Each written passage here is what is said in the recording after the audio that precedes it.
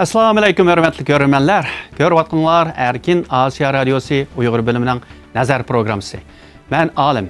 Biz bugün Xitay Dövlət Rəisi Xi Jinping'nin Uyğur vətəninə uçtumtut ziyarət qilish ustida söhbət elib baramiz. Biz bu münasibət bilan Dünya Uyğur Qurultayının müavin rəisi Erkin Akram əpəndini bu söhbətə alayı təklif qıldıq. Erkin əpəndi, söhbətimiz xoş gəldiniz. Hoş bulduk, rahmet. Erkin əpəndi, özünüz bilgəndək Xitay Dövlət Rəisi Xi Jinping 12-ci sıladın 15-ci sılağıca Uyğurlarının ana vətənini ziyarət qılğan boldu. Əmdi bu qıtımqı ziyarət naiti tasadifi, yəni tosatdım boldu. Yəni baldur elan qılmadı. Məsələn, Xitay Dövlət Rəisi Xi Jinping Hong Kong berişdən burun o elan qılınğan. Onun bardığanlığını asasən əmədən bilgən. Sizdіңcə bu qıtım Xi Jinping'nin əmdi Uyğur rayonuna qılğan bu qıtımqı ziyarəti nima üçün uçtumtut elan qılmasdan bardı? Bence bir xavfsizlik cette bir ensreşi bağ deb oylaymandı. Misalga o Hong Kong ziyaret edimi, o keçe Hong Kong'da kalmay, Şinjan'a berip konap geldi. Demek ki Hong Kong'daki o xavfsizlik meselelerde biraz gumanları var. Şununla bu Şərq Türkistan ziyaret edimi baldur demesliğinin sebebi hem de Şərq Türkistan'da Xi Jinping'e karşı çıkıdığan gruplar ula bir tayarlığını kılıvalamı ki degan bir ensreş buluş mümkün. Yani Şərq Türkistan muqimligini qoğduduk degan bile yanılım bir yerde bir xavfsizlik meselenin bağlılığını his qilgan bo'lish kerak. Bo'lmasa baribir u yerga ziyorat qiladi. Daqı-toqa qilib, bütün dunyoga to'ntib bildirib berish lozimdi. Demak, bir ensiraydigan yeri borki, shuningga ziyorat qilayotgan jarayonda bundan keyin xabar berişi belki muşu sebepten deb oylaymandı. Erkin əpəndi, bu Xitay Dövlət Rəisi Xi Jinping tunji qitim 2014-yılı bağlan. 2014-dən keyin əmdi Xitay hökumətinin bulub Uyğurlar qaratqan siyasətdə tüptün özgəriş yasab, bugünkü günlükdə irqi qırğınçılıq cinayətlərini davamlıq ötkəzməkdə. Yəni 8 ildən keyin Xi Jinping qayıtıb berib, yəni bu yerdə 2017-dən beri Uyğurlar qarşı ilib beriyotqan bu irqi qırğınçılıq siyasətini davamlaşdırış toğrusida yol yoruq bəgən boldu. Sizdіңcə bu qitim Xi Jinping'nin Uyğur rayonuna berişkə asaslıq məqsədi nima? Bir qancha məqsədi var. Birincisi şu Şərq Türkistan'ın muqimligi qoğdandı. Neçə ildən beri terör vəqələri yox. Bu Xi Jinping'nin ki Şərq Türkistan siyasetinin ki toğur bolğanlığını, nəticə alğanlığını köstür. İkincisi bu xalqaradakı bisimlərə cavab veriş. Yəni bir yerdə ırkı kırgınçılık yok, bir yerde mecburi emgek yok. Aslında şunda yaxşı bir muqim, tinç, bəxtlik yaşayotgan bir yerde muşu çetellikler, garplıklar etey muşundaq bir gayve kılıp bundaki yok gaplarını davadıdı digenge cevap verişemdi. Yani birisi bolsa o Cenab taraflarga boshqa rayonlarga jiq bormidi da, misolga Bingtuanga bordi, Shixanzga bordi. Bu yerda hamda Bingtuanni rag'bat qilish, ularni qo'llash va ularning Sharq Turkistondagi vazifalarini ijro qilishga, chaqirishga bo'lgan bo'ldi. Hamda u yerda yana shu terrorizmga qarshi yana bir gaplarni qilgan bo'ldi. Demak ki 2014dan keyin deb kelgan gaplar hazır yana o'xshash gaplarni deb kelyapti.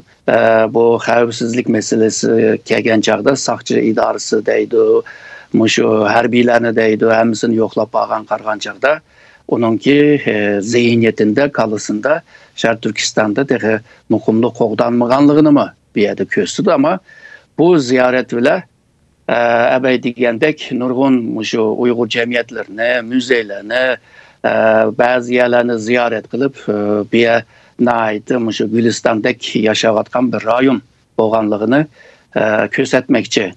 Hem de bir yerde yani bir belki sebep jirak sebep, ama bu 10. ayda Xitay'nınki 20. parti kurultayı içilmekçi. Bu kurultayda hem de Xi Jinping'ninki saylan meselesi var. Gerçi hazır hemeden bu asanla saylandı o bu. Hazır mən dəvatqan saylam, Qərb dövlətininki saylam əməsdə oxşumaydı. Bunundan asan ötəb geçiş üçün Şərq Türkistandək, Tibetdək, Hong Kongdək meselələrini mən həll qılıb etdi. Meninki idarə qılıbatqan vaxtıda bunlar həll bolğan. Bu meninki xizmətim Xitay dövlətiga qoşulğan bir töhbə dəb şunu deməkçiyəmdi. Bu səbəblər muşulardan ibarət dəb oylayman. 6 yıl mabeyinde Xitay hükümeti hem de 2017 yılı 4. aydan başladı desek, Uygurlarga karşı hem de irqiy qirg'inchilik jinoyat mushu siyosatlarni yurgazgili. Hem de 6 yıldan keyin Xi Jinpingning bu tunji qitim berishi albatta. Uningdan sirt mushu 6 yıl mabeyinde mayli Dr. Adrian Zenz bo'lsin ve başka g'arblik mutaxassislar bo'lsin, Uyg'ur lager shoidlari bo'lsin. Bularningki hammasining og'zidan chiqqan so'zlar, shoidliklar va yoki Xitoyning ichki jihatdan oshkorlangan hujjatlari bo'lsin. Mushu Uyg'ur xalqiga qaratgan irqiy qirg'inchilik siyosatining bu siyosatni Xi Jinping bevosita yo'l yo'riq berish orqali, Chunchuangoni avatish orqali ijro qilganligini tushuntirib keldi masalan. Ammo uni bevosita hamda bu Xi Jinpingning og'zidan buni qilinglar, yetinglar degan so'z chiqmagan taqdirdami, bu qitim hamda Uyg'ur rayoniga berib, bo'libmi siz degandek, Bengtuanga berib, Xitoyning amaldorlari ham harbiylar bilan ko'rish jarayonida, masalan, bu Dang Zhongyangning Zhejiangzhisi markazning Xinjiangni idora qilish siyosatini davomlashtiringlar. Bu to'g'ri siyosat. Junhua Minzuni bizni yaratishimiz kerak bu yerda, yana Uyg'urlarni assimilyatsiya qilishda. Bu qitim bu Xi Jinpingning o'zining berib buni jakalishi, Xitoy amaldorlarni buni ijro qilinglar deyishi, bu yani bu siyosatning egisi Xi Jinping ekanligini isbotlamdi. Tabii ispatlaydı. Yani bu Xitay'nınki idari sistemge qaraydigan bolsaqmı? Yani bazı reisler, yani yerlik hükümetler acı kurduğun bir buyruk almıcı olmaydı. Çünkü bular bir parti bile başkurup atqaşqa. Parti bu Xitay'ını soraydı. Partini soravatkan Xi Jinping bunudu.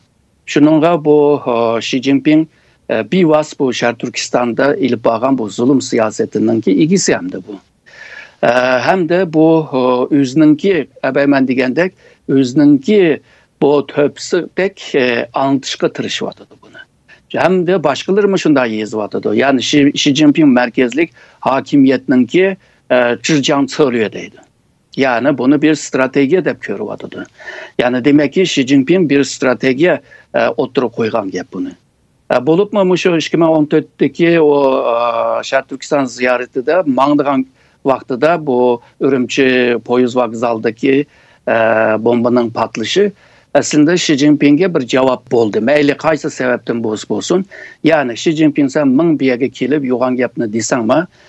Teröristlerini ugusu da yok tutuş lazım. Bularını tutkan yerde caylaş lazım. Bunu tamamen yok tutuş lazım.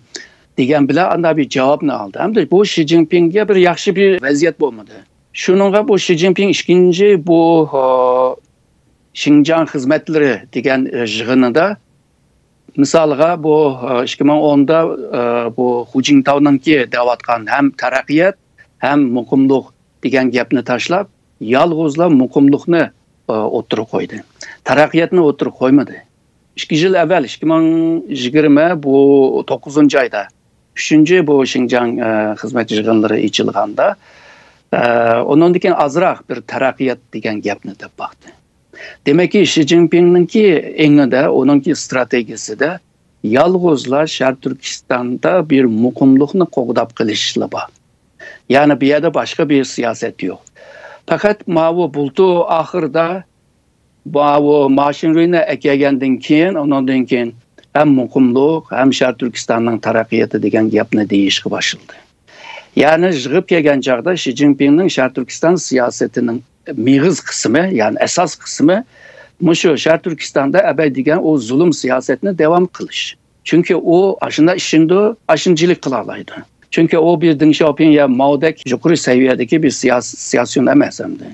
Şununla onun kögen, bilgen neyse şu bisim bile hal kılış.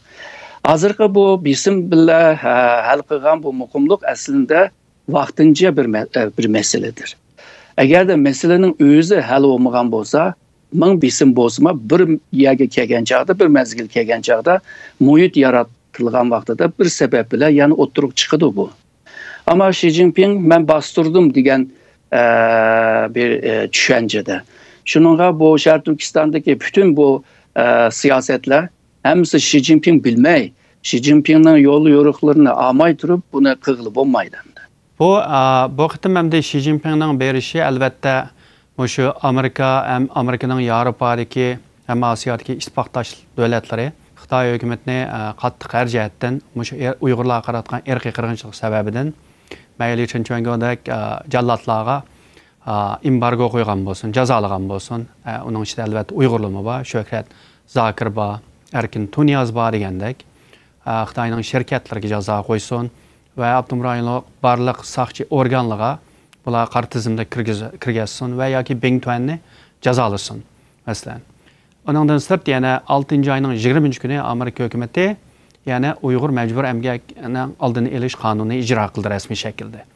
Bunun Xitoyga bo'lib Xitoyning Xinjiang Uyg'ur Abnum rayonining hamda o'sha iqtisodga qattiq bir ziyon elib kelgan bo'ldi.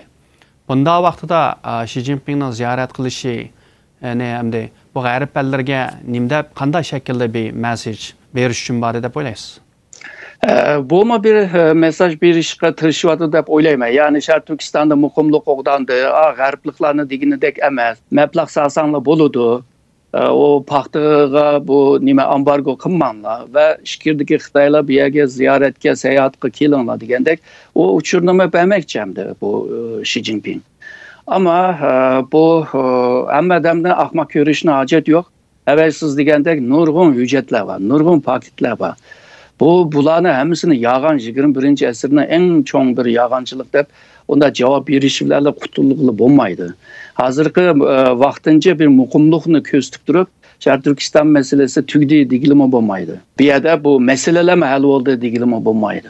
Şununla bu Xi Jinping'in ki bu ziyareti bence köperek aşı 20. kurultayga bir kozur yartışka tırışkandek turdu.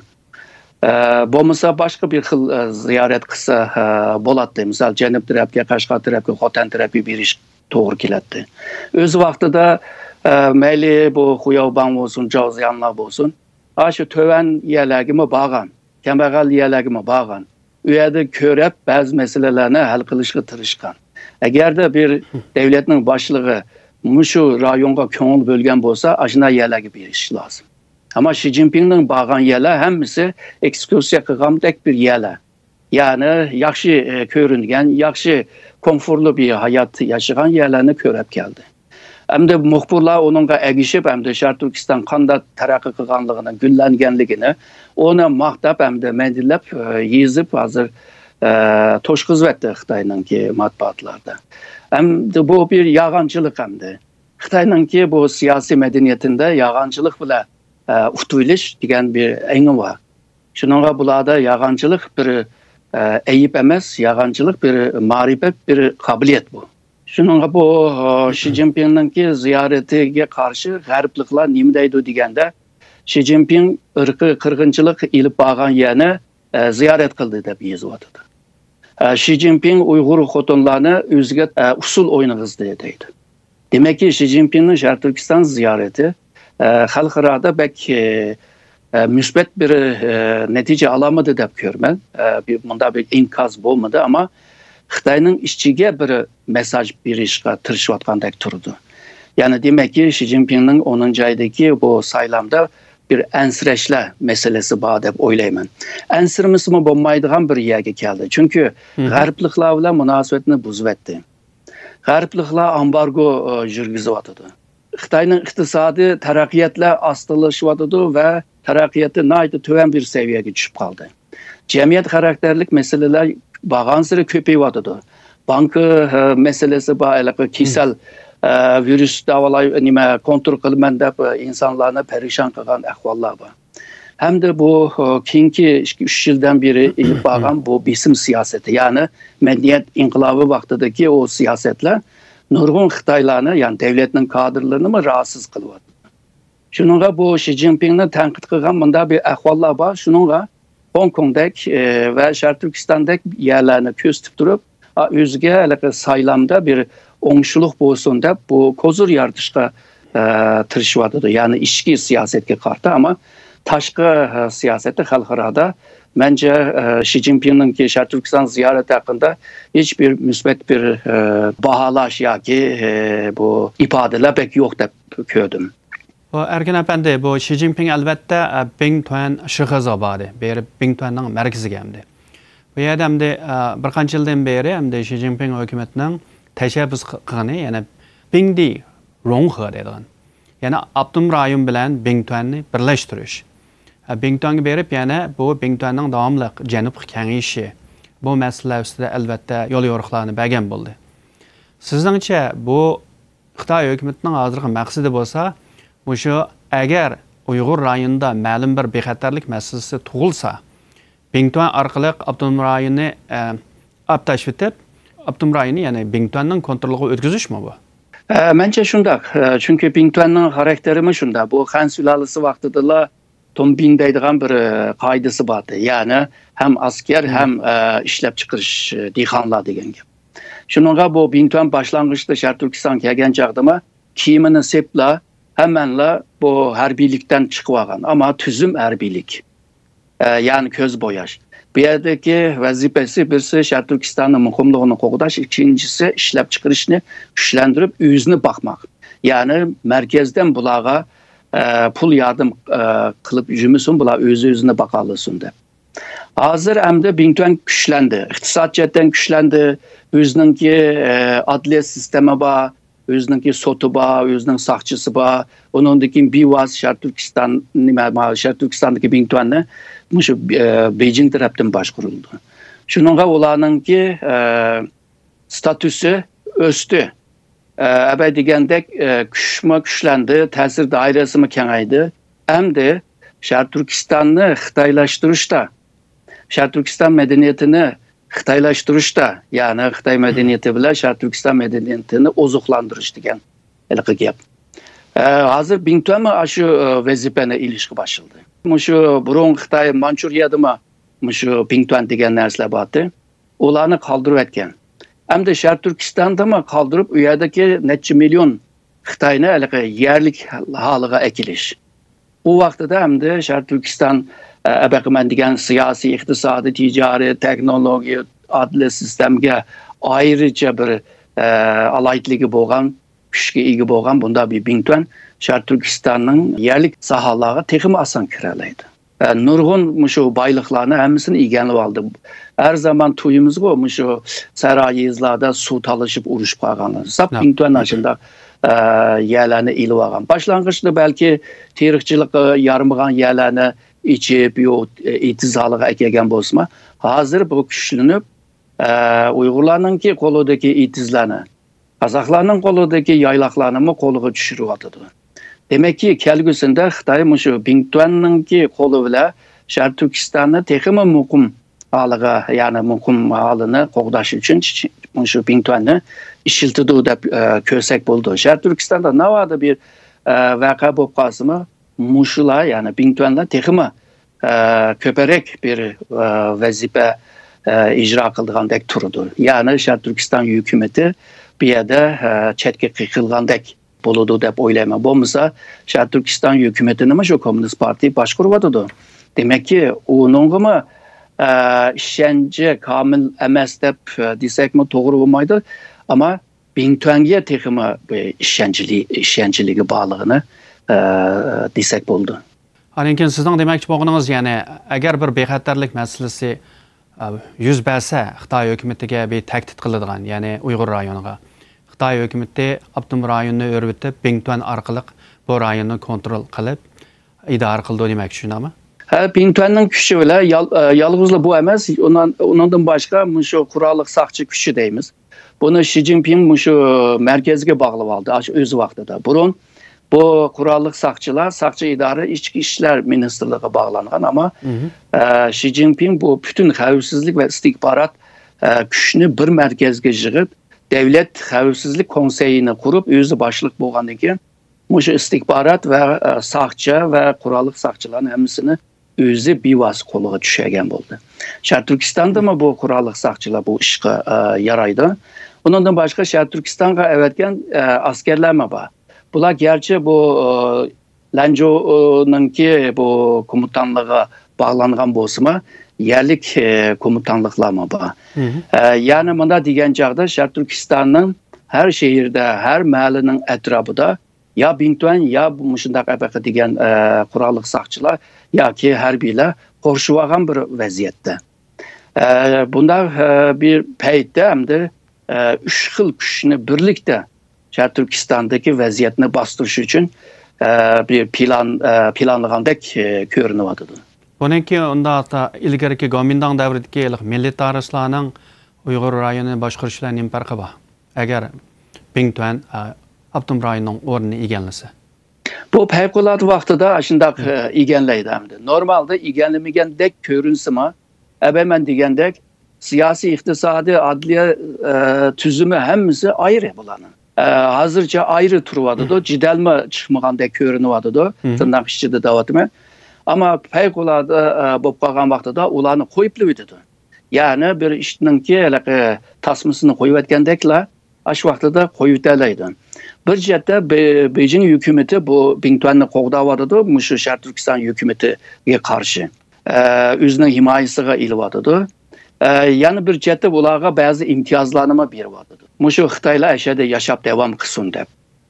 Çünkü Bingtuan'ın ki bazı insanlar özü uyada qeyb qalğan bilə ballarını, nevirlerini işkirge evitip yoki chet elge evitip atıdı. Bir yerde qalıvermesin dep. Şununla bir yerde uzun müddet qilish üçün bularga bəgən bazı imtiyazlar var. Misalға ballarının ki üniversiteye kiriş chetdə. Ularga bazı pul chetdə bazı imtiyazlar var. Xitayda yalğızla Xinjiang Bingtuan kaldı hazır.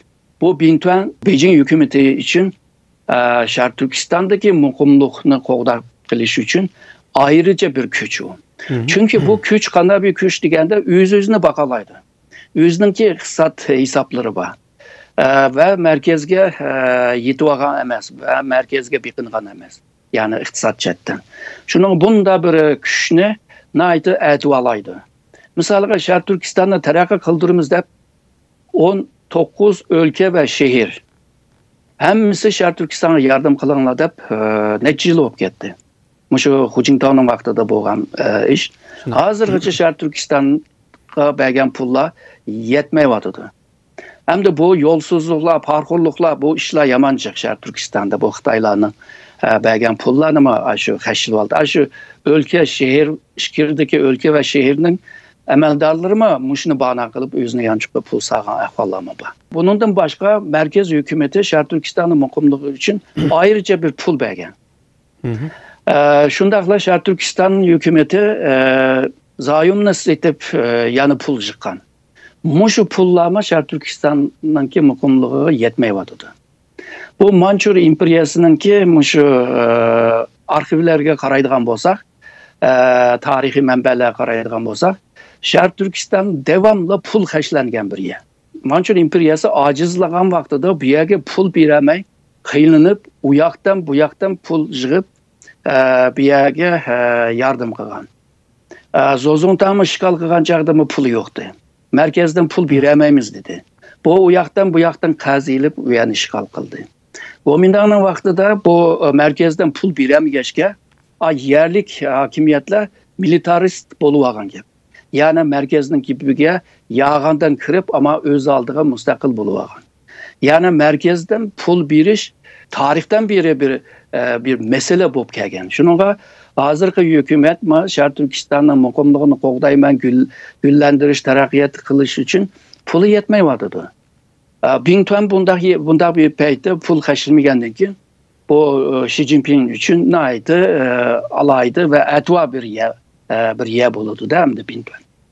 Ama Erkin Efendi siz bilgendek Amerika hükümeti birisi Bingtuan'ı cezaladı. Bingtuan'ın komandanın cezaladı.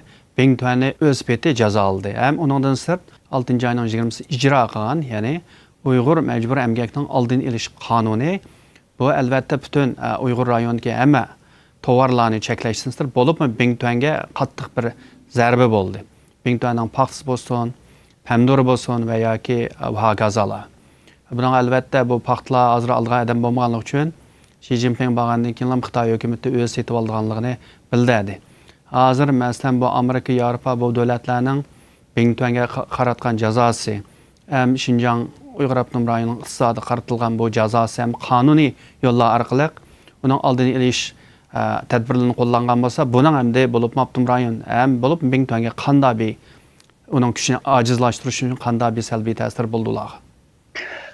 Bingtuan belki başka bir yollarını izleş mümkün. Birisi əbəy degəndə mərkəzindəki ətva balısı olğandan ki, onunla bəzi imtiyazlarını biridir.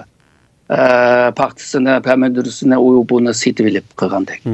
Yəni birisi şu paxtı və pomidordək nəslərini, məhsullatlarını başqa devletke çıxırıb, o devletdə işləb çıxarğandak markını çaplab və xalqarağa setişninki yolunu izləş mümkün. Ondan keyin chet eldeki şirketler biz bir yerde paxta alamayız, biz pomidor alamayız dese Xitay yağandan olağa ücret yiyiz birələydi. Yani bu paxta bu pomidor biyaninki emas, Bintuan'ın emas deb. Bintuan'dan mingdan köp şirket, şu chet el şirketlerle münasebeti var ki. Şununla bu Amerika başçılığındaki Avrupa'nın bazı kanunları ile birlikte bu Bintuan'a nayda çoğun bir bisim oldu. Şu bolup mu iktisat cetteki mesele. Xitayning özünün iktisadi teraqqi etme acizlavadı da azı.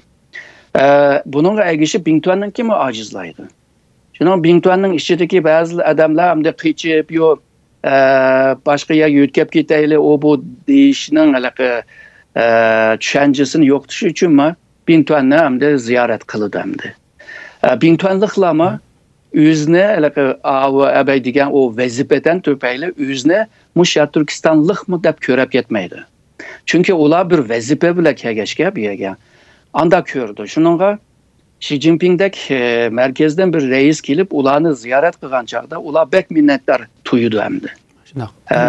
Şununla o Ürümçi hükümetinin başlıkları kelse onçılık kıp gitmesi mi? Ama Xi Jinping'e bekle amrah okudu demdi Xi Jinping'e tırnak içinde.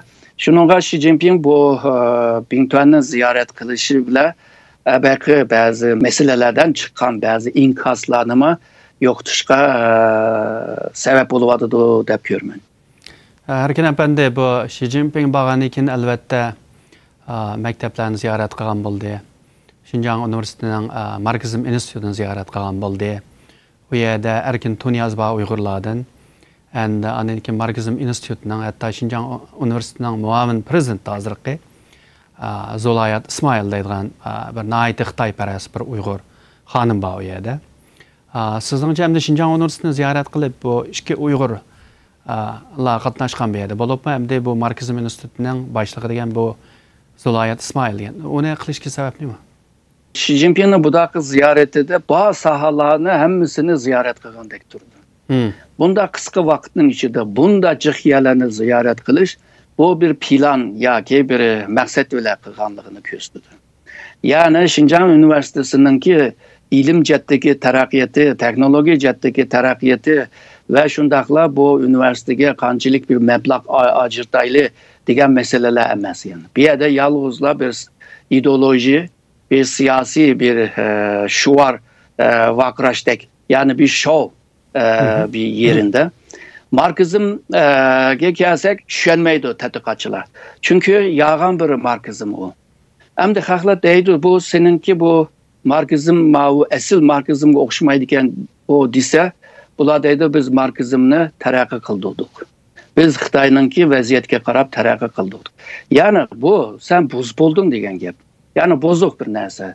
Bozuk bir narsani nemishki narsa deb ko'rsatdi, bu yerdagi maqsad xalqni aldamak. Yani bir marksizmni qalpoqni kiygizib, ondan keyin xalqni aldab saldab qilishninki bir yo'li deb ko'raman. O Xi Jinping şu 2016'dan keyin şu marksizmni bek jakalab ketdi. Shuningga nurg'un üniversitelerde hatta şu ijtimoiy fanlar akademisinde hem Beijing'deki hem kalan ülkelerdeki akademik o organlar hemmisi marksizm tədqiqat işxanı, grubu, o bularını kurup çıktı. Bu aslında nima deganda bir siyasi iqimga egishib bir şov qilish yani. Bularninki yağan marksizmchilik nimani o'tirg'i chiqara oladi. Chiqirdigan birla narsa bor, markazga biqininglar, markazning gapiga anglanglar, Gongsandanni suyinglar, Jonghua Mingzuni suyib qilinglar, ularni quchoqlanglar. Ondan keyin sizlarni o'zinglarning kimlikni tashlanglar. Sizlar hamda asimila siya bop ketsanlar bo'laverdi degan bir siyosetninki ideologiya o'rni u hamda. Bugün belki hakla bunu doğru köremiz ama ertesi bunu yani kördü. Hazır bu tədqiqatla, hüccətlə, belki diyen nurgun şu sızıp çıkan şu nimeler, məxbiyyətlə bağan sıra hem de köpeydi ondaq nəslə. Köpeygen sıra ulanınki şu sahtı marxizm ve marxizm bilə Şərq Türkistan halkını aldap komlap qıganlığı mı oturğu çıkıdı hem de. Bu Xi Jinping'nin ziyareti jarayanda mesela Uyghur bovay momayla usul oynap bəginni köydük.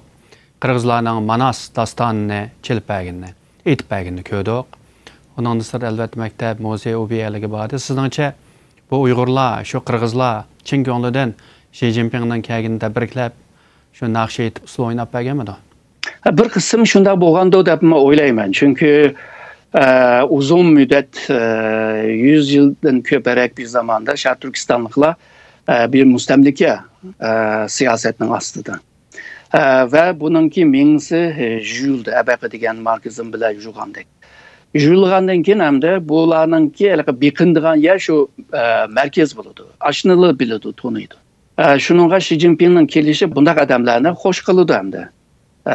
Qanday hoşal boğanlarını sözlep öttü hem de. Yani bir kısım adamlar belki şu Stockholm sendrom deydiğen bir nesi var. Yani bazı adamlar mışında. Yani kıyınlanğan sırı, turmuşlar naçarlaşkan sırı, kamp türme degen yerlerge ağan sırı bir korku ya ki bilin ifade kılınışla ters boğan bir psikoloji bile aşına bekindiğen bir ahval mı var. Bazıları can bekiş için yağa rastladın dep koyganlama var. O halımıganlardan öyde mi çıkmıgandı ve Xitay mı ulanı teşkil kılıp orlaştırıp kımıgandı. O teşkil kılıp orlaştırganlar çokum aşındak Xitay hakimiyetiga bekindiğen, aşılarını suyduğun, aşıvelik ebeki degen psikoloji bağlım kalgan adamlar dep oylayman. Hem de bir cemiyette xil adamlar buludu. Hem bir xil adamlar bolmaydı. Neçe xil adamlar buludu. Bu vaziyetinin özgürüşü bile ebeki degen adamlarımı belki özgürüp kılışmı mümkün zaman içinde. Erkin Efendi, ahırkı sual. Hazırkı şaraitda hem de Xi Jinping özü riyasetçilik qilgan, başlagan bu Uyghur erki qirg'inchiligini özü berip hem de Ürümchiga. Bunu davamlaştırыңlar deb Xitay hökumət, saqchi hem Bingtuan əməldarlarga bu yol yoruqni berip bu siyasetning egisinin öz ekanligini siz degandek isbotlashdingiz. Yani bu to'g'ri bu siyaset. Mushunday qilamiz. Yani Uyg'urlarni mushunday qilish orqali Cunha minzuğa aylandırmaz. Yani yoxdimiz degan bir gap amaliyatda o'zingiz bilgandek. Mush siyaset eğer g'arbning abaytında pötep ketdik, besimlari, jazolari, iqtisodiy jihatdan qo'ygan embargolari bo'lsin, bunun qaramay Xitoy hukumati yani bu siyasetni 5-10 yil davomlashtirsa, Uyg'ur xalqi mavjud bo'lib tik tura olamdi. Eğer de misalga g'arbliklar, Amerika başçılığında g'arbliklar eğer de Xitayga taqabul turamıgan taqdirda hem de bu canı Xitay soraydı hem de. Sorgandan keyin abayaligi Xitayga bir xil psikologiya bilan beqindi degandek ba'zi davlatlar ham shu psikologiya bilan Xitayga beqindi. Ya'ni Xitoyninki aqsa geçken onun yanında turgan davlatlar ko'p bo'ldi. Xitoyning qilgan bütün siyasetler hepsi to'g'ri bo'ldi. Xato siyaset bo'lsa, bu to'g'ri bo'ldi. Uyg'urlarni texmi assimilyatsiya qilishda texmi Xitoy uchun osonlik paydo bo'ldi. Ama xalqaro munosabatlarda biz bilimiz hamma davlat o'zininki manfaati uchun xizmat qiladi. Shuning xalqaro munosabatda axloq degan narsa yo'q. İnsani tuyg'u degan narsalar yo'q. Bu yerda manfaatlar bor. Eğer de bazı devletler, misal Amerika, Xitayga karşı özünün menfaatini qoğdaşdan, Xitayga karşı çıkışdan texmi paydalıq bolsa, Xitay bilan içişinin kim hacet qalmaydı deydigan tushunchaga kelsa, Xitay bilan chiqish qilishmi mumkin. Bu ehtimolmi bor. Shuningga bu g'arbliklarning qazinishi, Uyg'urlarningki mavjudiyatining qo'g'dab qilishi jadda yomon muhim bir roli bor. İkincisi, g'arbliklarninki Xitayga taqabul tura olishi, chet eldagi teşkilatlarınki teximi oңşuluk yoki neticelik bir faaliyetini kılışta bir imkan yaratkan buldu, bir muhit yaratkan buldu. Chet eldeki Uyghur teşkilatları güçlük bolgan takdirde, seviyesi yuqur bolgan takdirde ki bu mende avatkan halkara münasebetler seviyesinde. Yani mahalle seviyesindeki siyaset emez. Bunu yaxşı kılalığan vaxtıda əbəqi Amerika, əbəqi Avrupalıların hükümetlerini, meclislerini, taşkışlarını təsir yetkizələydi. Təsir yetkizəliyən vaxtıda əbəqi Xitayğa ufturu-itiş yoki Xitay bilə həmkarlıq qilishinin aldığını mı alalaydı? Bugün nurgun Uygurlar xil-xil devletlerde yaşavatıdı. Eğer de küçük bir siyaset bolsa, aşı yaşavatkan devletlerinin ki medyalarını, matbuatlarını, meclislerini təsir yetkizib, hükümeti ama təsir yetkizələydi. Şununla bu fırsat az qeylivatıdı. Türkistan teşkilatları derhal yukarı seviyede, yani ilmi siyaset bile bu işine ilip bir iş bir zörür buluvadıdı. Yani bu sel qaraydıgan bir taraqqiyat emas. To'g'ri, burunqi siyasi xalqaro siyasetning tamponluğu bozuluvadıdı, dünyanın tüzümü bozuluvadıdı degandek. Ama yenisi kurulup kalgan çağda Xitay merkezli kurulup kalsa o vaxtda Uygurlarınki akıbeti bekle xatar boludu. Şununla hazırdan başlap Uygur yoki Şərq Türkistan teşkilatları teximi tırışçanlığını közütüş lazım deb oylayman. Anankin masalan o'tgan juma kuni Amerikaning tashqi ishlar ministrligi hamda mushu Ali Weasel irqiy qirg'inchilikqa qarshi qonun sababidan yillik bir dokladni e'lon qilgan bo'ldi. Buningda Amerikaning muavin tashqi ishlar ministri Wendy Sherman xonim nutq so'zlagan bo'ldi. U yerda alayida Uyg'urlarning uchrayotgan irqiy qirg'inchilik masalasini o'tirib qo'ydi o'zining nutqida ham bu dokladning nihoyatda nurg'un ko'p qismida Xitoy hukumatining Uyg'urlarga ilib berayotgan hozirgi irqiy qirg'inchilik va insoniyat qarshi jinoyatlari to'liq dalil isbotlar bilan xotirlangan bu yerda. Bundan sirt yana shu seshanba kuni Amerika tashqi ishlar ministrligi odam atkazchilik qilish dokladini, xalqaro doklad bu jumadagi dokladga o'xshash uni e'lon qildi. Bu yerda hamda Amerika tashqi ishlar ministri Blinken apandi Uyg'urlar to'g'risida so'zlashdan sirt yana bu dokladning ishini shu Uyg'urlarning majburiy ham qulluq emgak sababidan ishkirlarga olib borayotgan masalan nurg'un zavodlarda hozir minglagan, 10 minglagan Uyg'urlar ishlaydi o'xshamagan yerda. Shu vaziyatni yana davomli o'tirib qo'yish orqali Xitoy hukumatining Uyg'urlarga ilib berayotgan shu 6 yil mobaynida ilib berayotgan bu qabih jinoyatlarni sharhlagan bo'ldi, o'tirib qo'ygan bo'ldi, ham Xitoy hukumatini ayblagan bo'ldi. Sizningcha Amerika boshliq bu g'arb ellarning yana davomli turda Xitoyning shunda jihatda ayblashi natijasida Xitoyga hamda Xitoyning ichki siyosatiga ham bo'libmi Xi Jinpingni yaxlamaydigan Xitoy siyosiyonlarga yuqori darajada qanday bir ta'sirlarni ko'rsatdi deb o'ylaysiz? Aslında hazırdan başlapla bu təsirini körsətkenligini görüyatımız. Xitayning içidimi narazı bildiriyatkanlar, sosyal medyada anca-munca yazıyatkanlar, bularını mı görüyatımız? Bence Komünist Parti'nin içidimi şu Xi Jinping'ninki ilip bağın siyasetinden şu rahatsız bolganlar mı bağ dep oylayman. Çünkü bir devletini başkuruvatkanda ben dedim devletler arasındaki münasebetler menfaat münasebeti. Yani ideoloji veya ki başka bir düşünce ideyanın ki meselesi emez. Eğer de Xi Jinping yüzününki ideyasını doğrudayman dep tashqi siyasette mağlubiyetke uçursa, içki cetten degende iktisat cetten turmuş, halkının turmuş cette eğer de yaxşı ilip baramaganda halkını izip bisip siyasetine mışına ilip bağan takdirde tabii bir işçide çokum bazı inkazlar çıkıdı. Bu neymiş kılıvat sebep. Şununla bu Amerika'nınki bu xil bisimi Xitayda çokum bir təsiri boludu. Ama Xitay nurgun nərslərini üşürün tutqaşqa bazı nərslərini ruşen körəməyimiz həmdi. Yani birisi bu Xitay Komünist Partisi ya ki burunqi Kuomintang hükümeti bolsun. Bula sırtın kelgen bisimni içki bir ittifak güçke aylandıralaydı bula.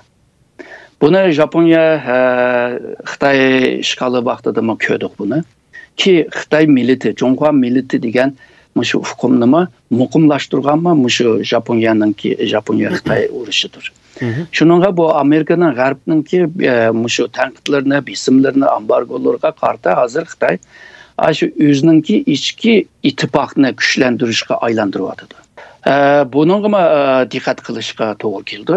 Neticede biz tarixten xulası çıkarsak, Xitayning düşmanı Xitayning o'zidir. Yalnızla bir sırttan bir bisim, ambargo, tanqid, inkaz. Bular bence Xitay bek tiydi ama bek tiyip ketmeydi. Çünkü ular başka birimge aylandıralaydı. Ebey degandek, chet elliklar bizni bozak qilyotidu. 100 yil evvel mi bizni bozak qilgan? Bizning devletimizin bisi var, halkımızını sömürgen, biz yerim mustamlika rayonga aylangan. Bular mushunda vahşi, aç köz, mushunda haqlar, o bu deb jurib, bugunkini burunqigimi o'xshitib, halkını ebemen degandek siyasi kalısını siyasi ideya bilan jurvatgan. Şununla bu halkma asanla egişidir hem de bundaq gaplarga. Yani çünkü Xitoydagi bir milletçilik bizning degan nationalizm emas bu. Bu bir ırkı nationalizm bu. Yani ırkçılık bu yerda. Şununla bu chet elliklarga qarshi hemen qo'zg'andira oladi Xitoyni. Şununla Xitoyni bir taraf qilaman deydigan bo'lsa, tizginlashtirman deydigan bo'lsa, boshqa yo'llarni izlash lozim deb o'ylayman. Sizga ko'p rahmat Erkin apandi. Men rahmat aytaman. Assalomu alaykum hurmatli ko'rganlar. Bugungi programmamiz bu yerda oxirlashdi.